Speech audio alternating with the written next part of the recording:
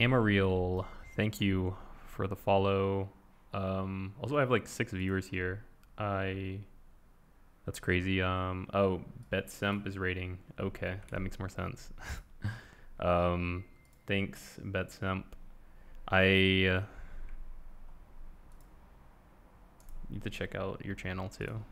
But yeah, we're all Leetcoding here, all trying to improve, get better. Yeah, thanks. So I guess like, and just to recap what I'm doing, I'm trying to like solve all the grind 169 problems for like Leetcode, and I've been doing this for I guess maybe like 2 weeks now, but skipped all the easies. Like I skipped a lot of these easies just because I don't want to waste my time on them, and worked through like all these mediums for like week 2, and now I'm trying to like gonna get started on week 3 on Monday, like tomorrow, and yeah, just going down. I think you should be able to, yeah, cool. Everything's good. Yeah, cool. Yeah, so I'm just trying to like explain through all these problems that I have solved to make sure that I like actually know the patterns and like I'm not just like, you know, messing around, right? So nice. And that just like went away. So yeah. And thanks for the follow, Y Sane. Thank you.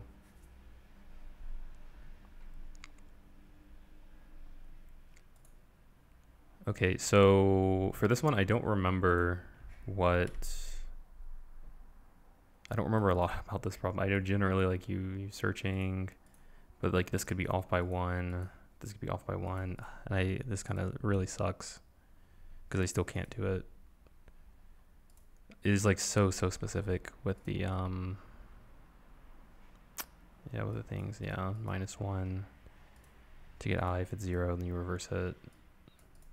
And then this one, everything from I onward is the reverse of like this, like the starting length -1 to like I -1, and you like reverse those. So crazy. Oh, okay. Yeah, let's try it again another time. But what else is there? So this is another one. I'll probably just start with something I actually know. This one was another problem. I can explain it. So with this problem, longest palindromic substring, or longest palindromic substring. The point of this problem was to, and again, I guess I'm kind of spoiling it. I mean, you probably don't care, I guess, if you're watching this, but the idea of you want to return like the longest palindromic substring in S. Okay, so like what is a substring? It's just kind of like a contiguous, like they're next to each other section here. So in this case, we would have like okay, B is like the first palindrome, right? BA is not, BAB is. So like that's like the longest one. Now the problem with this one is checking if it's a palindrome. That is like the hardest part. So like the brute force method of this one is that you just say like, oh, okay, I'm just going to iterate through and check if everything's a palindrome. So like we'll do B, is B a palindrome? Okay, we check. Is A a palindrome? Okay, we check. Like is BA a palindrome? We check. And doing all of that is very expensive, because we'd have to like, you know, go back to the classic like 2-pointer or whatever tracing solution, but that's annoying. The solution to this one is something more like backtracking, and I also need to fix this thing for a second because my display keeps crashing. So I wouldn't even be able to see if anybody's like chatting or if anybody's messaging me or asking questions or anything. Okay, so yeah, let's get back to it. So yeah, that's too slow, like checking every palindrome is like a thing there. What we can do is we could use like dynamic programming. I don't understand the solution to that one, so I'm not even going to be able to do that. The other part is you start from the center and then expand outwards, and that'll tell you way faster if something's a palindrome or not. So what that looks like is that you have, let's zoom this in, not sure by how much, 50? So like what that looks like is we're gonna have like, you know, I guess like B, A, B, what else was it? AD.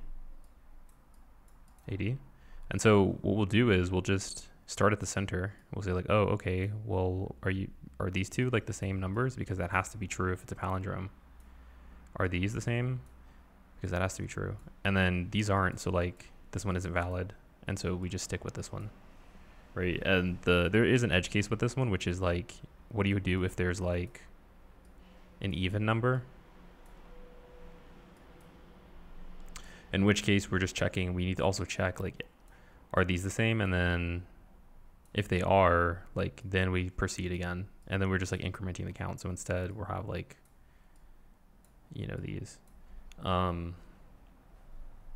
Second thing too, like I think this is like pretty easy for me to implement, at least, just like checking like for every single number and then like just checking and expanding outwards. So with like a while loop, while like, you know, these two things are empty or the same. And the code for that, which is what I wrote, look like this.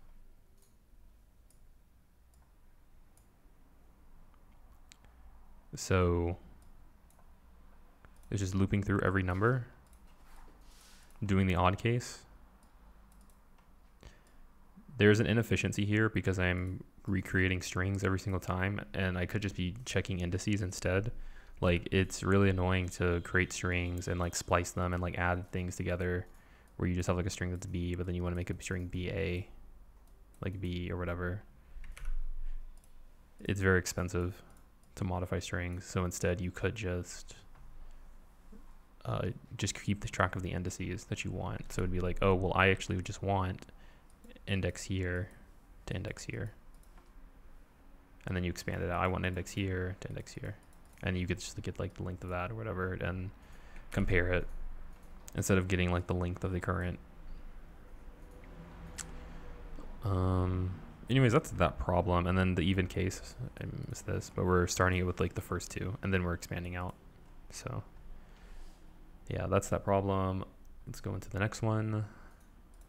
So construct binary tree for pre-order.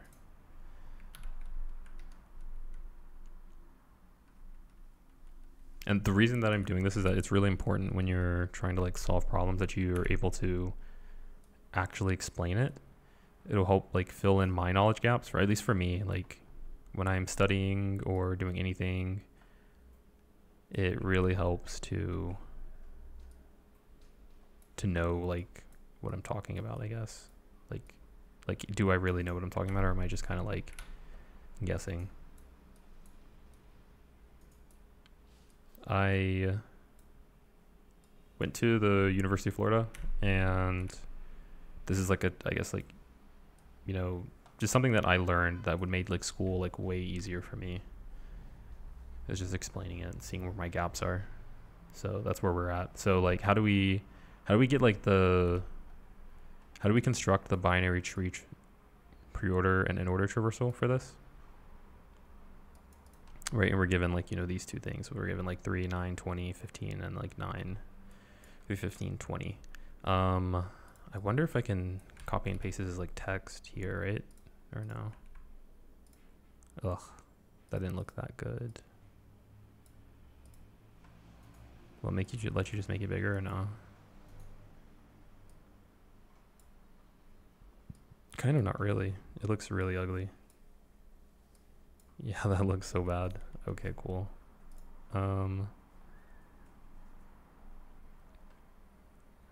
So the point of, or I guess the solution to this problem involves going to one, iterating through, I'm trying to think.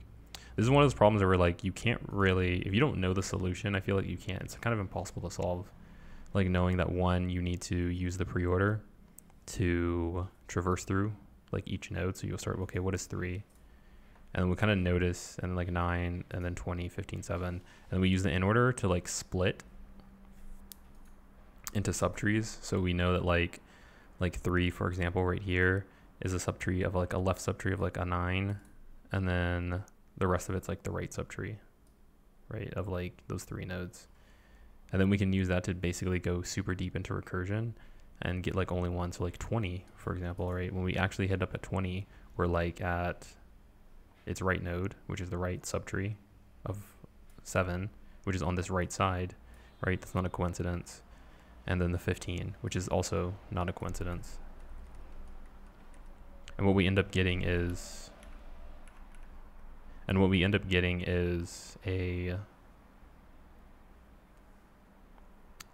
recursive function that we can call where we're iterating through and we're mapping like each one of these. So like this is like index 1 on this in order traversal, and then we can use that index 1 to like split everything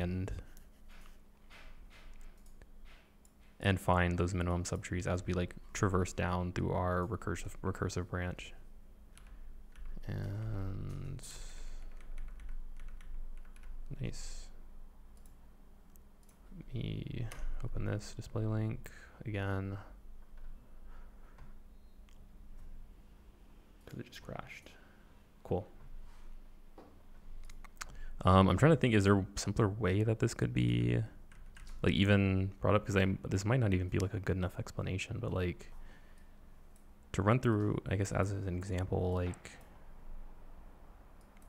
you do like 15 like is like 3 or 2, and then like 20 is like 3.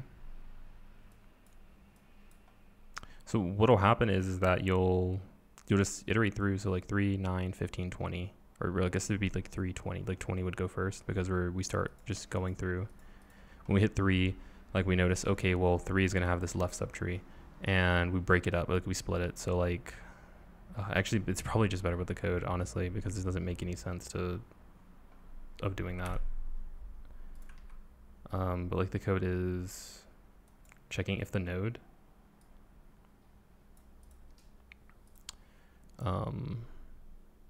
checking the node, checking the midpoint of the node by using like that list that is here, right? So we get the node, we're okay, so we start at 3. We get what's like the midpoint of it, and we say, oh, well, okay, the 3 is here. And then now we like split it. So we make our new node, and then we split it on the left side, which is going to be everything that's on the left side of that midpoint node, and then everything that's on the right side of that midpoint node. And if we like go out of bounds for whatever reason, then that means that like it doesn't exist. And so like the node will just return none. And so it won't have like a left child. So like 9, for example, has no left child because like there is nothing there. Like we've already been there, essentially. We've already passed like the 3, so it's not going to get parsed into there. Kind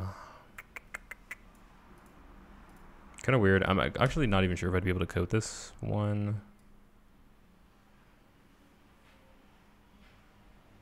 But yeah, and then this pop is because we're removing like the first index every single time.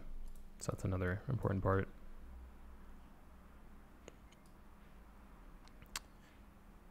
Yeah. Cool. So I think that's it. So going into the next problem. Well, I haven't done daily temperatures in a while, but like, so I guess this one's kind of like I'm doing it live.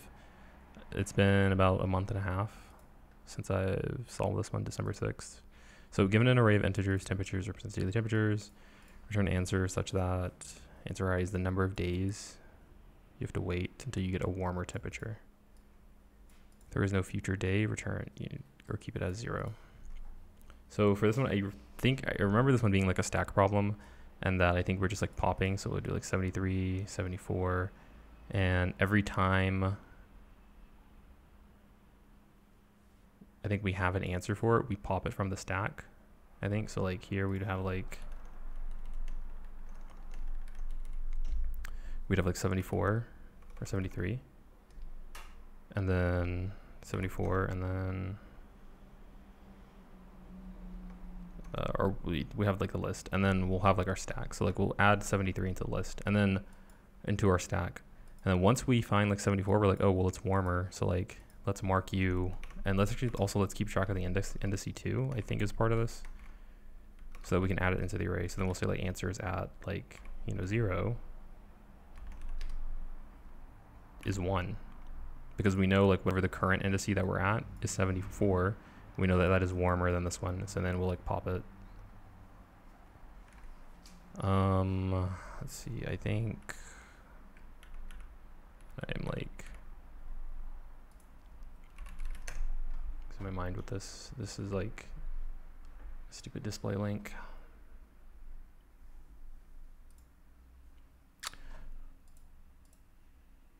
Okay, so yeah, so like what does that look like? So like I'm just see if this works. So 73, add it there. 74, we add it.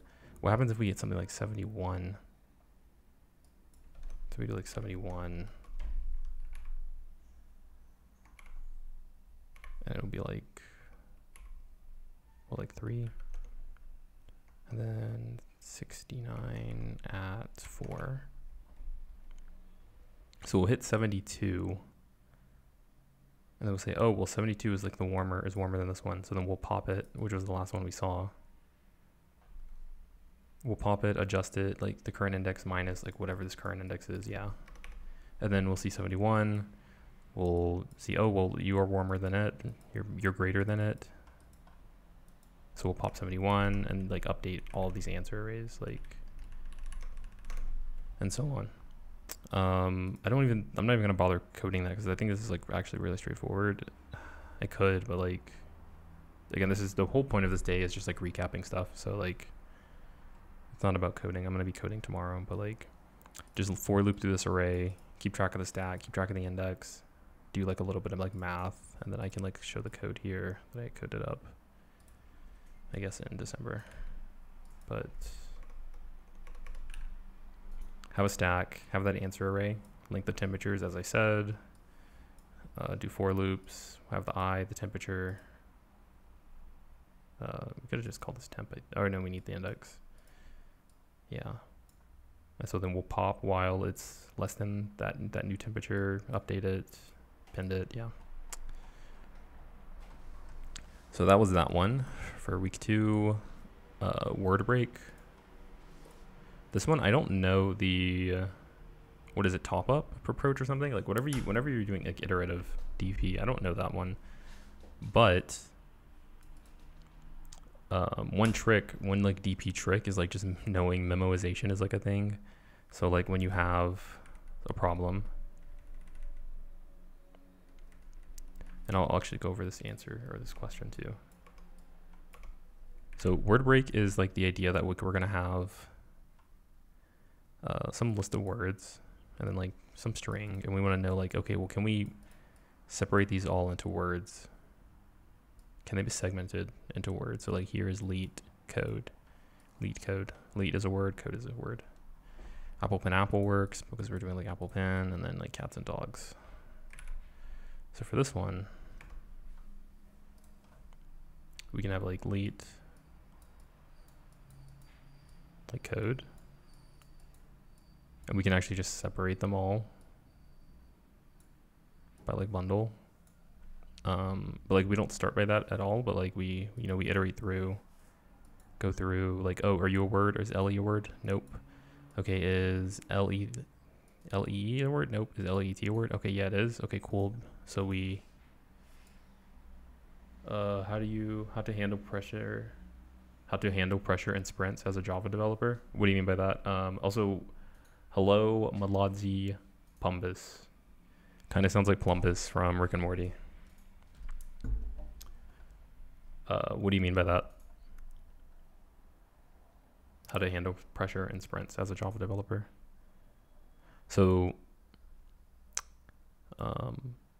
yeah, so for this case, we're gonna have we're going to say, okay, yeah, LEET is a word. And then now we just need to know, okay, well, can this be a word? And so it's kind of like a recursive thing where you're breaking down every letter. And yeah, you have to start with the start and then just like keep going, see if you see this one as a letter, and then see if this one's a letter. And then this would be the same process for Apple Pen. But like you start with like L, you go into like LE, you go into like LEE. And you can kind of like create like a chain thing here. And then, yeah, I think that's it. I'm trying to think, how does the recursion for that look like again? I think you're just generating every permutation. Like you just keeping track of like what position you're at in the list. The position, you're keeping track of the like the current string or like the indexes, which I guess is in position. And I think it's probably actually just position. Yeah, probably.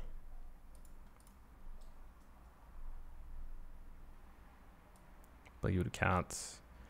You'll say like, oh, well, cats is a word. So then we'll say, okay, is and dog a word?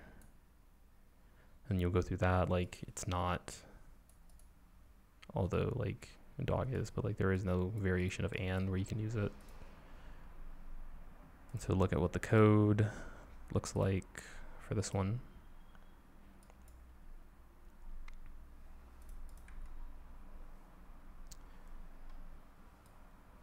You can just use like a memorized list, keep track of the start. You can have a DP array, or you can just use like in Python the LRU cache, which is cool. You can just check, okay, is this a word?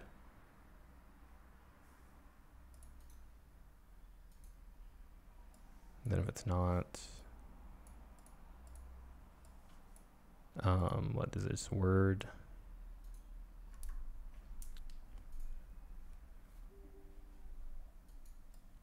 Check if it's a word, and then keep going. Just keep adding things until you get a word. Okay, I gotta shoot. I can't see who I can't see who followed me. Hold on, because the display died again.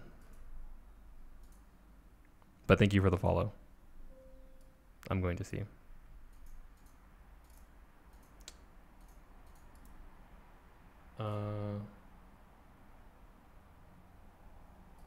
Shoot, I can't see the name. I think it tells me though. I think it tells me. My guess, I don't know. It might have been Pumbus. Honestly, I wouldn't be surprised though. But I do want to verify. Okay, so my manager in a way treats sprints as 2-week deadlines. Every morning we have a daily where we discuss. I can't see anything. Okay. So let me see this.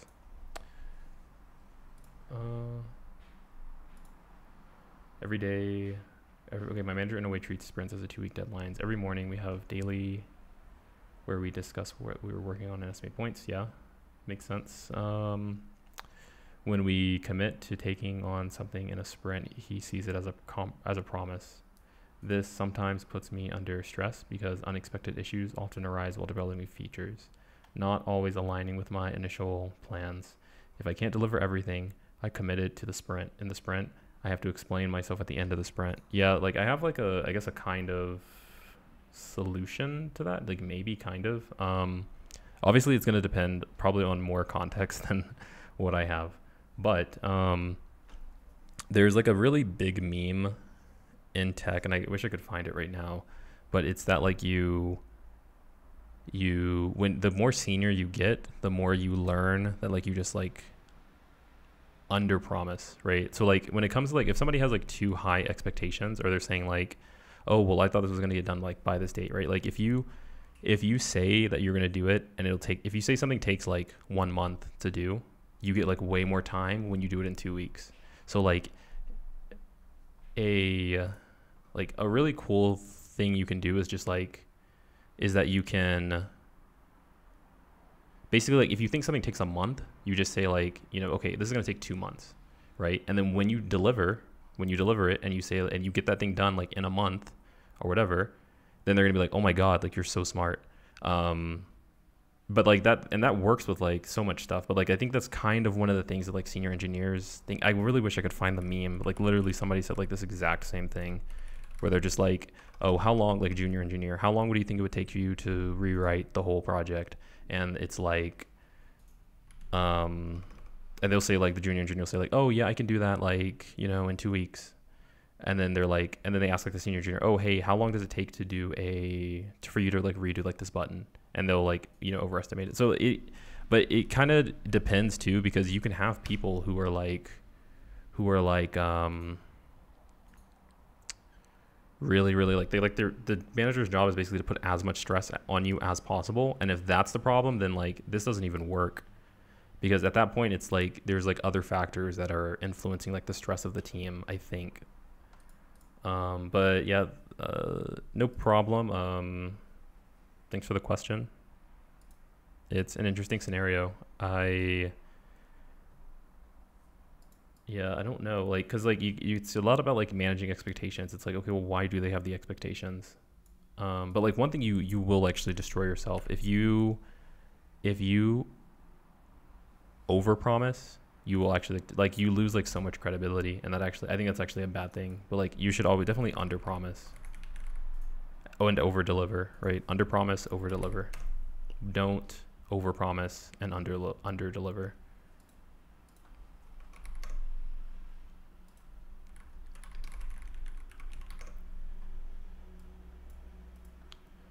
Okay. I really wanted to see like if I could find the. I want to see if I could find that meme, like about like what I was talking about. And I might have it. I gotta check the meme vault. I have to check the meme vault. Let's see. Oh, here it is. Here it is. And okay, it's this one. So let me put this thing up again. My thing is just crashing. Nice. Oh my God, I hate this so much. I don't know why this is happening. Okay, cool. I think we have it. Is that good? Cool. Okay, here's the meme. Here's the meme. It took me so long. Here it is. A junior developer, ding. Of course I can rewrite the project in 1 weekend. Ding. Changing the color? Yeah, that'll be 6 weeks. Yeah. But it's basically like one is that like senior engineers are also aware that like the chain of command, like as the company gets bigger, like you'll have like so many different like stupid approvals and stupid meetings, and it never like you get slowed down, and you're the one who's actually the blame. Like your manager or like the other people, they're just thinking, oh, it's the developer's fault. They're not thinking, oh yeah. Anyways, so 5% of the time, right? And I was trying to look. Right, it has to be approved by sales. I'm not sure about like the impressing people thing, but like, if anything else, it sets unrealistic expectations, right? Yeah. So that's what I was referring to. Okay. Cool. Also, for everybody who's watching too, like, thanks. I think this is probably the most viewers I've had at once. So yeah, no, thanks for that. I'm going to be streaming tomorrow too, but just like, I'm just trying to go through all these problems. But like today is just, I'm most likely just going to be really short. I'm just going to go through all of these like problems that I did in week 2, which is like, yeah, this past week. And then week 3, it'll be like all of these. Yeah.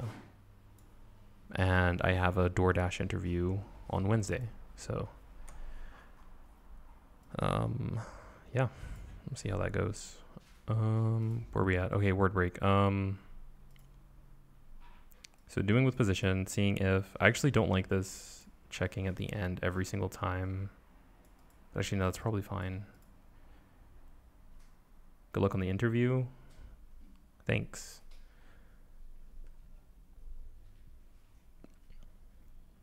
I feel prepared, so we'll see. So Amy Amiriel, thank you. So I was thinking, yeah, so yeah, going through here, word dictionary, seeing if we're out of bounds. If we're out of bounds, return false, right? Keeping track of whatever that value was. When we DFS into that, like that next position, at every point. Yeah, this solution I think is probably the easiest one for me. Again, I'm not that good at like the iterative DP stuff, so. Then here we go, create partition equal subsets sum. This one,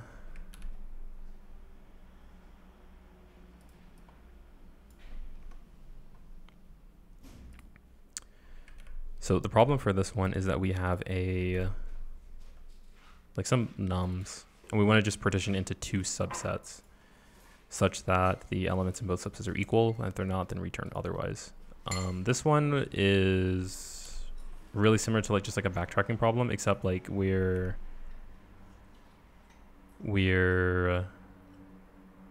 gonna be using like kind of like the DP memoization thing, and like there is, I'm sure like there again is that like iterative DP type thing, but like when every time I see subsets, I'm just thinking, oh well, this is probably using like dynamic programming in some way, but we can just like keep track of like the I guess current attempts, like removing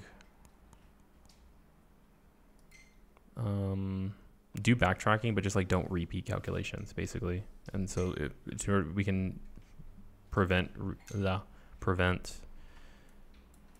repeats by just like storing them. Like, so another observation is that it's only two like partitions, so then we can like split it. Like we can only just have like one sum for this entirely, and then we just see like if can we get that sum to 0. So we start by like summing everything except the first one, and then like slowly like add other ones into it. I think, or like first we just start with like nothing, I think, and then we like slowly add in. So like 1, we'll add the 5 in or whatever. But like again, doing like if there's like 1, like 5, 11, and like 5, like that, what that backtracking tree is gonna look like is like we start off with like some empty thing, and then like the sum is gonna be like what, 20, 22, I think, for this. And then we want the sum to be like, the sum should be half of this actually, so not 22, but it should be 11. And so we're trying to get this to 11 because we want like 22 and a half. And so we'll go here, like we'll try like adding 1, and then we'll also try adding like, I guess like nothing for this case, as we increment this pointer. And at every step, like we're just incrementing the pointer. So then now we'll try like 1, 5,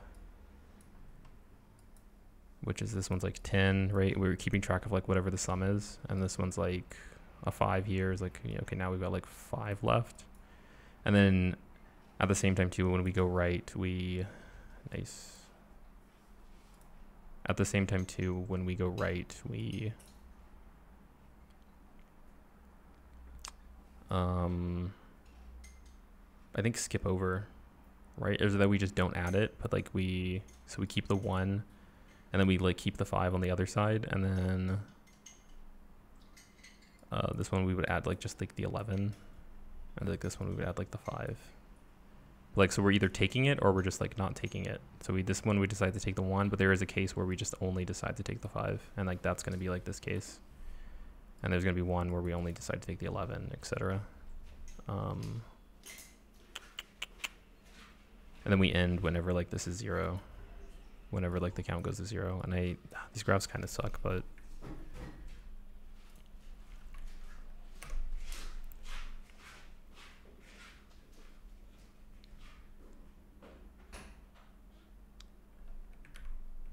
that's the idea behind this one. And then like the code for this one will look like just doing that DFS and then adding in like a cache, like decorator at the top, because we're using Python and Python's pretty cool. And that it allows that. So here we go. If the sum isn't even, then it's impossible to divide it by 2, right? And here we go. We keep the sum, and then we keep it like check if the sum is 0. That's going to be one of our base cases.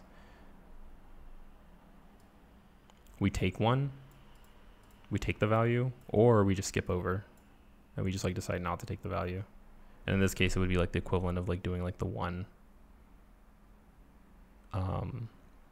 Like not taking the 1 and just going with 5, and then going with 11 and all that. Yeah. Maybe do sum divided by 2. Yeah, but pretty cool way to DP. And I think you kind of get away with this because like this is like there are paths like if you don't do it, I think there's paths where you like end up duplicating. So like you can have like 1 5 5, but you could also have like 5 1 1, I think, maybe. I would have to think about it more, but could that ever happen where you have like a 5? There maybe is, maybe not in this case. That's too limited because we're only going forward.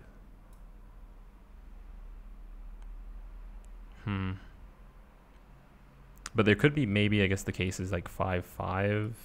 Maybe, I don't know actually. This is actually kind of weird.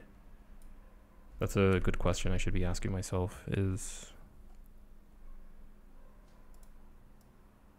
the sum and then the position, where you go through and you have the same sum. So like that's actually the more important part, is that you go through and you'll have like a sum that is like you've got like 10 left, and then you have, and you're at position like 1 or whatever, like 3. So there's just number combinations that like you could be at like this one, not in this case, but like you could be at this 11 and then have some sort of value while you're at that, and you just know that like, okay, hey, we already know how this ends. We're here, we know how this is going to end in the future.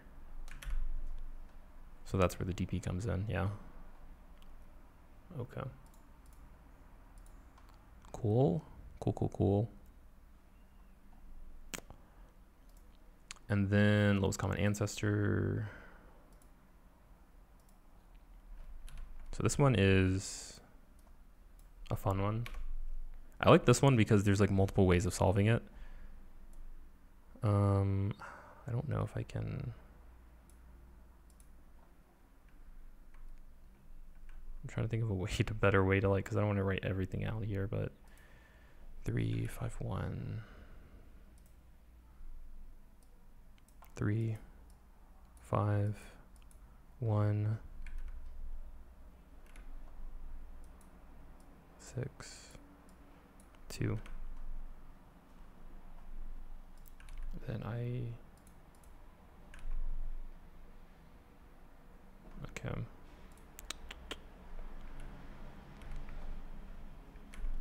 And I think I want to do is move this over.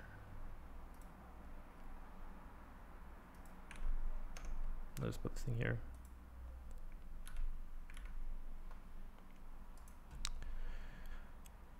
Okay, so yeah, for this one, so we'll start building up this tree. 6 5 2 6 7 like 4 1 0 8. Okay, so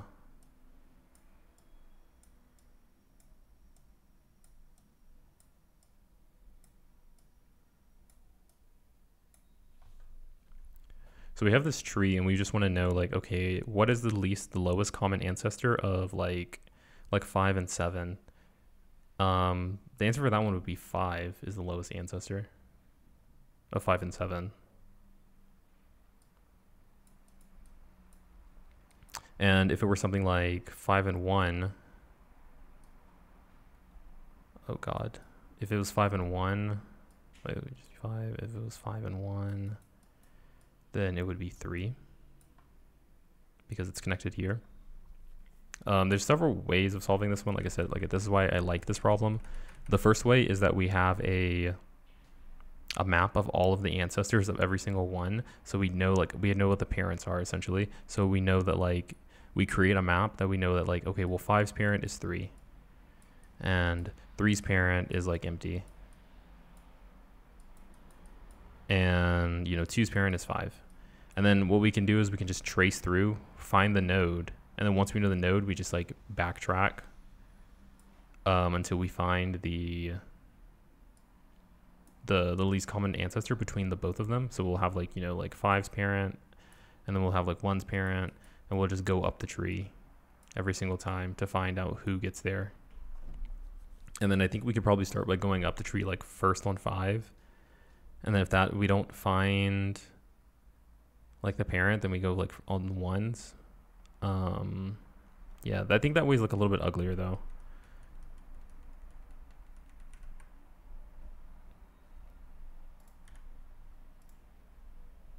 And instead, I like the solution where it's like a what do you call it? I guess it's more just recursive. So you're going through the tree and you say, oh, well, I found the first one, and we keep going. Oh, I found the second one.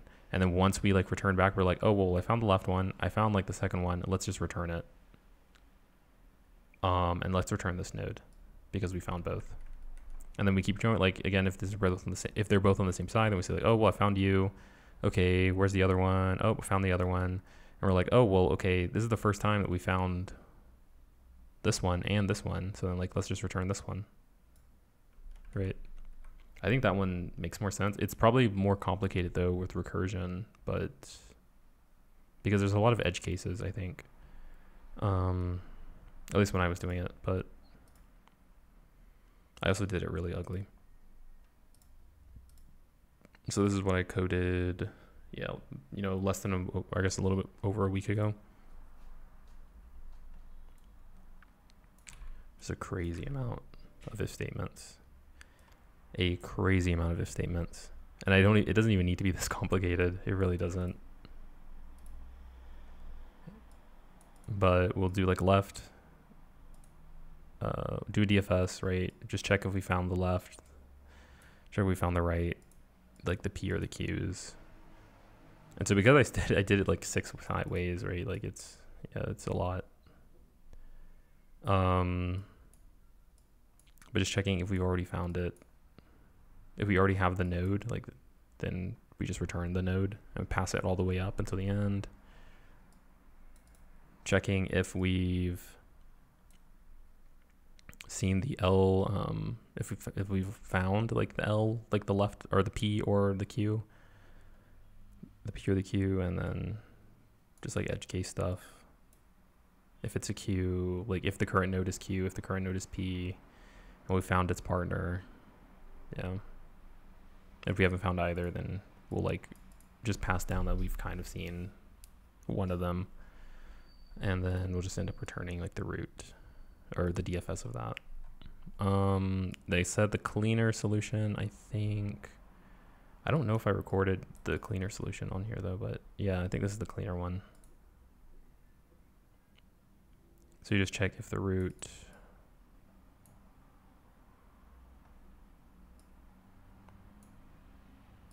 this one I don't understand as much. I'm kind of like not too certain about it. If not root,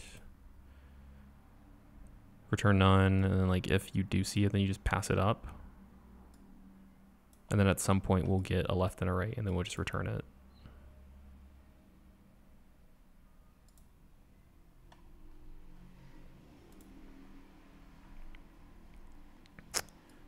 Yeah.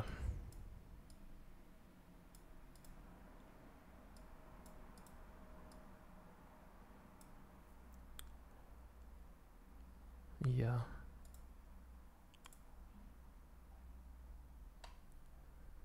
Okay, cool. So we have this. Cool, and I think that's like most of them. There is like the next permutation one that like I kind of failed at, and then like the find duplicate number where you're like doing like binary search. That I was also struggling with a lot.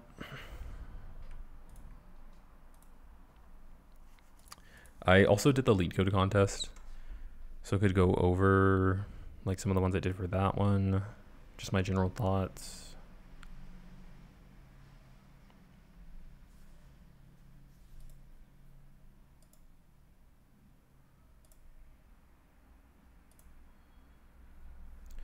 So like this one,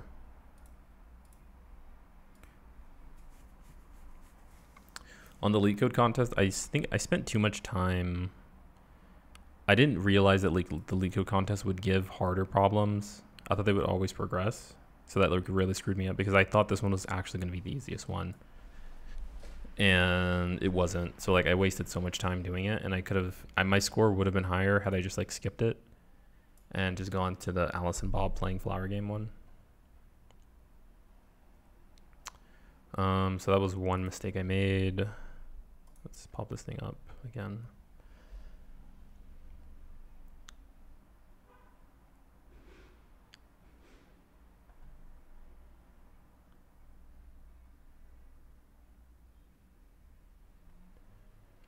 And got no time for football. Got Leetcode to do. I don't even watch football at all, Chris. I'm not a football person. What are the playoffs like right now? I think the Super Bowl, it's almost February, so I know the Super Bowl should be happening.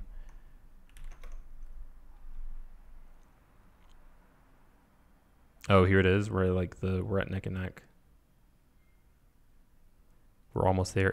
AFC Championship, NFC Championship. I stopped watching because the Chiefs got a turnover. The 49ers. That's cool. Good for San Francisco. That'll be hype. Hype for San Francisco.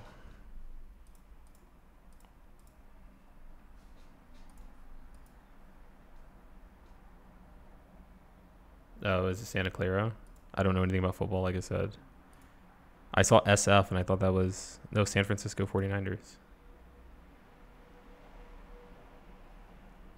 Detroit Lions.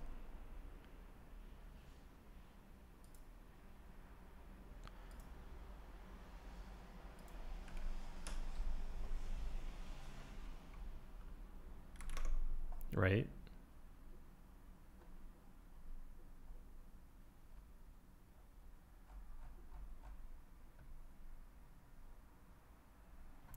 Okay, yeah, I don't get it, but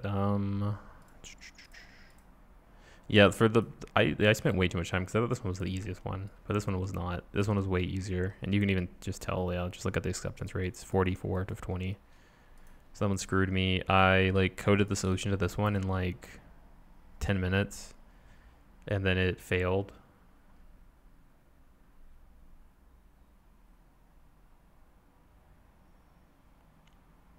Yeah, I mean, it didn't work.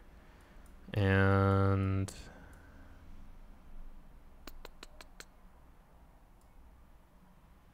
another thing too, I needed to like think of like a cleaner way of writing my code. Yeah, like if I had like hints in an interview, I would have solved it, right? So like what would happen if this was an interview, I would have coded it and I would have had like some bugs, and then he would have like told me. And then there was like that stupid 111 case or whatever, but yeah, I should have like wrote my code out cleaner because I think I had like a flag in it and stuff like that. But like if I'm like stuck for that long, and then how close was I? How close was I? Oh, not close? Really? No, here we go. This is how close I was. This was 715 out of 719. Like, I had one case, but it was because my code is just too complicated that like just doesn't matter. Yeah, it just doesn't matter. But I should have simplified it. Just got rid of the ugly stuff out of it. I didn't do that. But like, anyways, that's good to know for if I do an interview and I get like some problem when I have a solution that I know works. Just simplify the code, and then if I'm in a contest, like just skip ahead to the next problem. And then the Alice and Bob one, this is like kind of math related. But yeah, this one was basically just like printing all pairs that are odd in a range from 1 to n.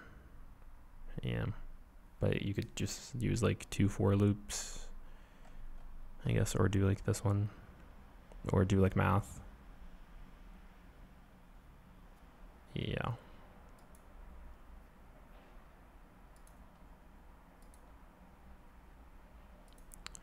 Okay, and then duplicate number. Let's see, I'm gonna see if I can solve it.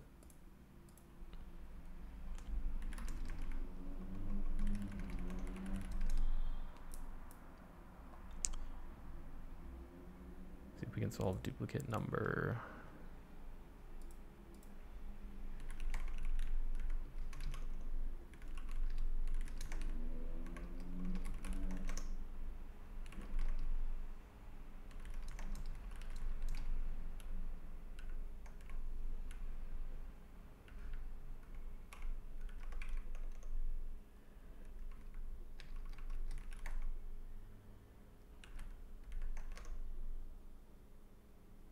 I think it's like this.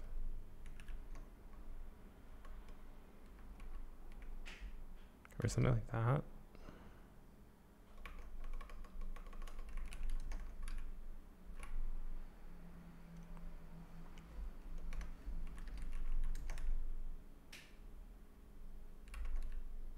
I don't even remember. It's like something like this. I don't even remember.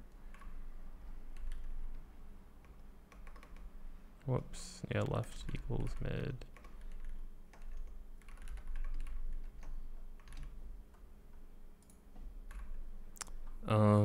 Something kind of like this, but it was like you can just check however many numbers are less than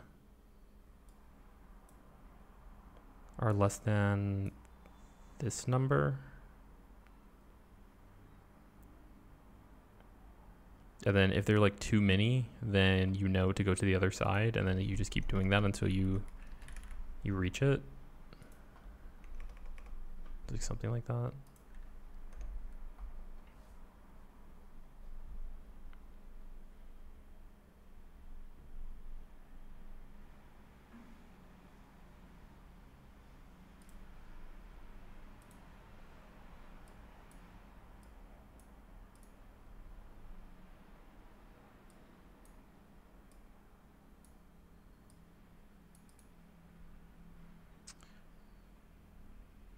Why binary search?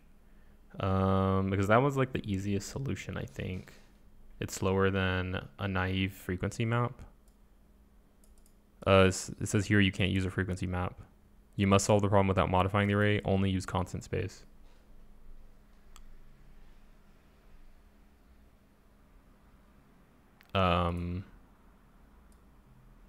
Yeah, so this one just doesn't, it just fits those constraints.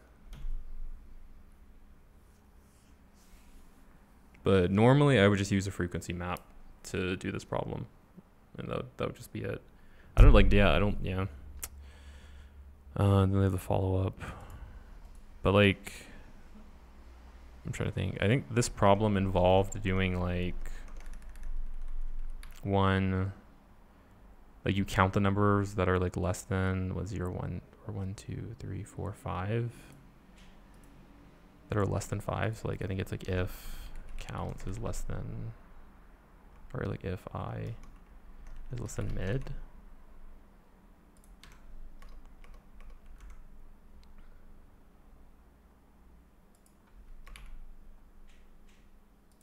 And then I think you say that like you should only have 5. So like here, I think you should only have 2 or something that's like there. And then like if it's not, then you basically cut it off. Yeah, I think this is it. I think it's like something like this.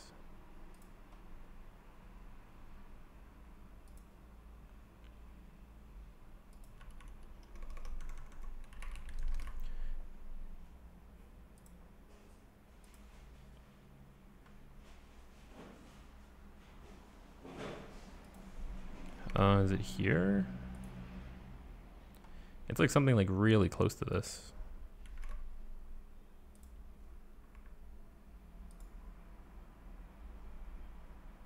No.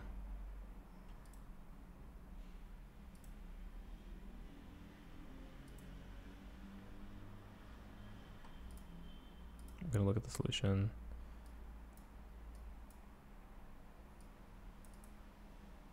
Number less than or equal to. And then if. Oh, then you have like the duplicate.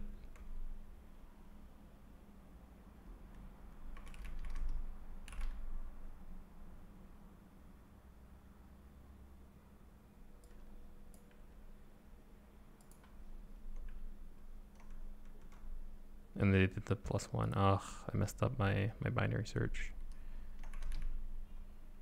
I thought this one was only if you, I thought +1 was and -1 was only if you did like this. I thought.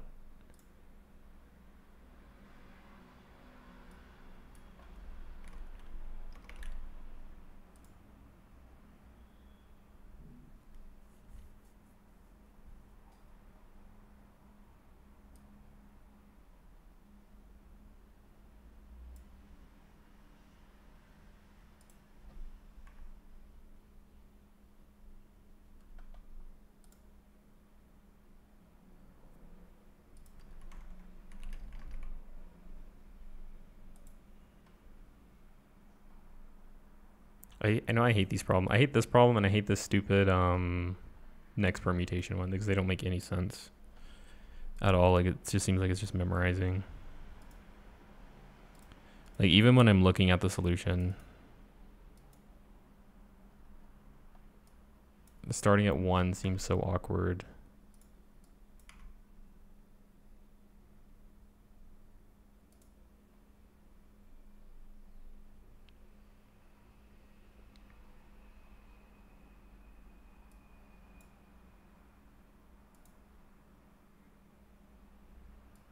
And then I did something wrong here with the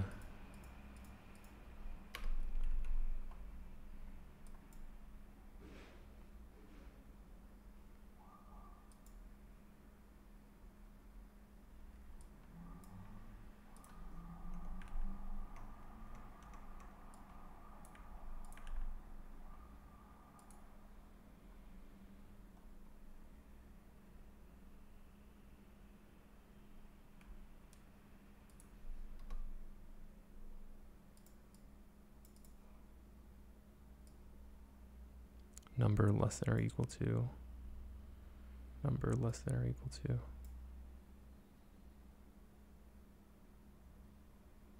Oh, it's for every number.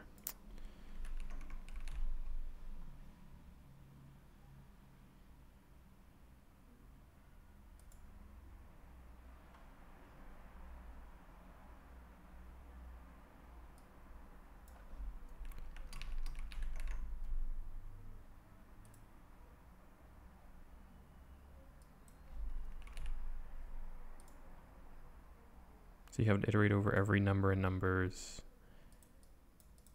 and then get the counts of every single one. So like for 1, 3, so like if it would, we start at 4, then we do how many numbers are greater than 4, 1, or no, just 1, 2.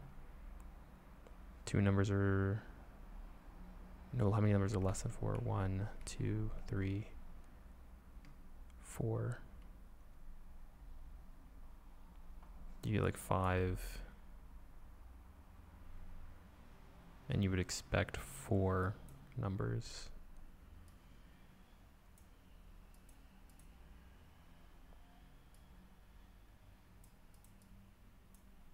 So then you decrease it and do like 2 and count them.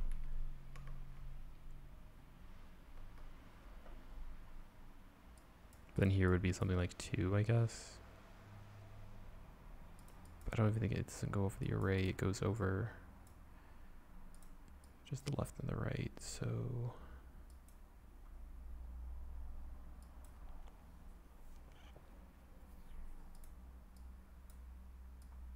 When it's greater than, we have to shrink it so it's smaller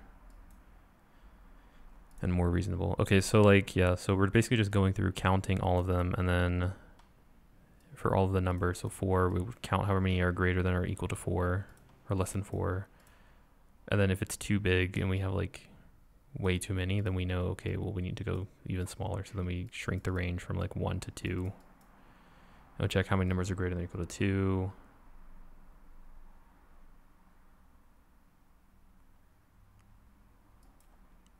And keep doing that. Okay. All right, I think that's it, I guess, on the recaps then. It's basically everything I want to go over. The next thing is just doing path sums and consecutive sequences and all that. And then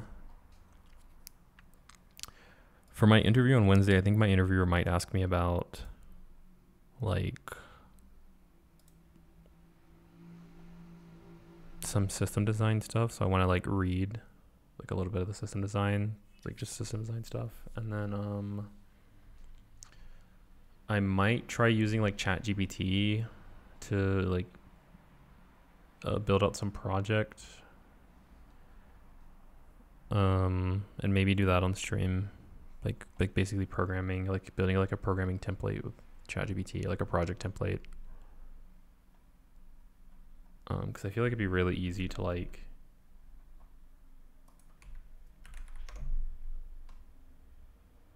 just build projects with that. I don't think, for whatever reason, nobody's talking about it. But anyways, I think that's it for, I'm gonna just end the stream right now, I think, and I'll find somebody to raid.